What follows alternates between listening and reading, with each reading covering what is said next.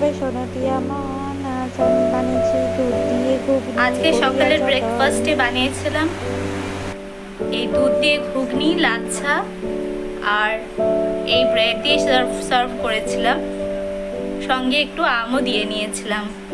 মশলার মধ্যে একটা পেঁয়াজ, দুটো এলাচ, ছোট এলাচ, 1 ইঞ্চ মতন আদা, 7টা কাঁচা লঙ্কা, এগুলোকে মিক্সিতে ভালোভাবে পিষে নেব। মটরটা আমি আগে থেকেই খুব ভালোভাবে সেদ্ধ করে নিয়েছি। একটা মিডিয়াম সাইজের পেঁয়াজকে কুচি করে নিয়েছি আর এখানে 10 কোয়া মতন রসুনকে বেশ ভালোভাবে থেতো করে নিয়েছি। দুটো মিডিয়াম সাইজের আলুকেও একেবারে ছোট ছোট করে কেটে নিয়েছি। কেটে আগে থেকে এটাকে নুন মাখিয়ে রেখেছি। কড়াইয়ে 3 পলা মতন সর্ষের তেল দিয়ে নিয়েছি। তেলটা বেশ ভালোভাবে গরম হয়ে যাওয়ার পরে রসুনটা ফোড়নে দিয়ে নিচ্ছি। রসুনটা বেশ ভালোভাবে ভাজা ভাজা হয়ে গিয়েছে। এবারে একটা মিডিয়াম সাইজের পেঁয়াজ যে কেটে রেখেছিলাম সেটা দিয়ে দিলাম। পরিমাণ মতো নুন দিয়ে নিয়েছি। পেঁয়াজটা দিয়ে নেওয়ার পরে 3 মিনিট হয়ে গিয়েছে। এবারে আমি আলু খুব ভালোভাবে এগুলোকে ভেজে নেব। আলু আর পেঁয়াজটাকে খুব ভালো করে ভেজে নিচ্ছি। এটাকে একটা ঢাকনা দিয়ে ঢেকে রাখছি আলু আর পেঁয়াজটা ভালোভাবে ভাজা হওয়ার জন্য।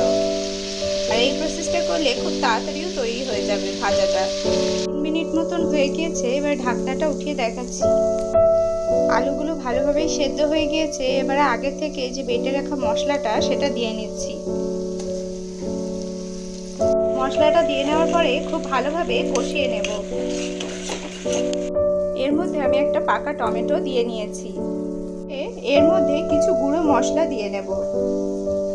প্রথমে 1/2 টিস্পুন মতন লঙ্কা গুঁড়ো দিয়ে নিয়েছি, 1/2 টিস্পুন মতো হলুদ গুঁড়ো দিয়ে নিয়েছি, 1/2 টিস্পুন মতন জিরে গুঁড়ো আর 1/2 টিস্পুন মতন ধনে গুঁড়ো দিয়ে নিয়েছি।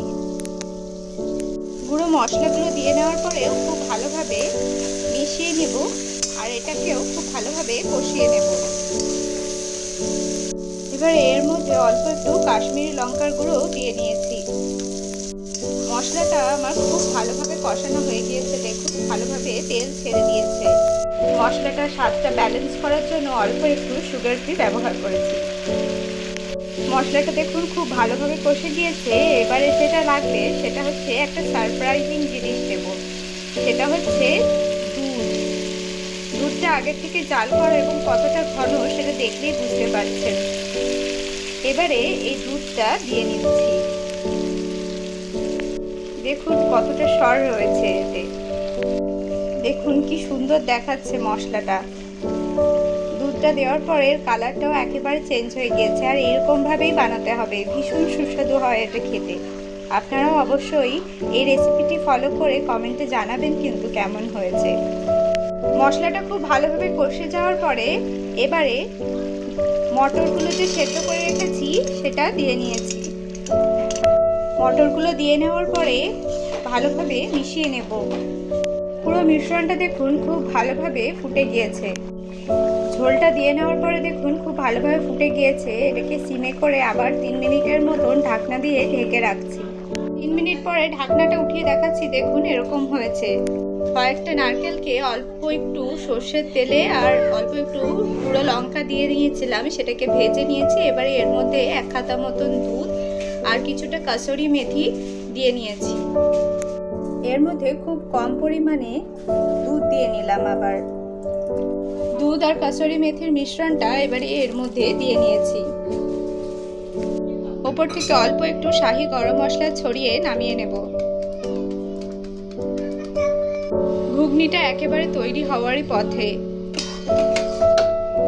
আপনারা হয়তো প্রায়শই ঘুগনি খেয়ে থাকেন, কিন্তু একবারে এরকম দুধ দিয়ে ঘুগনি বানিয়ে দেখুন, কথা দিলাম এর স্বাদ ভুলতেই পারবেন না। ঘুগনিটার কালারটা এসছে শুধু দেখুন, এবং এর স্বাদে আর গন্ধে ভীষণ সুন্দর। আপনারা অবশ্যই দুধ দিয়ে এই রেসিপিটি ট্রাই করে কমেন্টে জানাবেন কিন্তু কেমন লেগেছে। আজকে দুধ দিয়ে যে ঘুগনিটা বানিয়েছি তার সাথে এই হোয়াইট ব্রেডটা সার্ভ করব।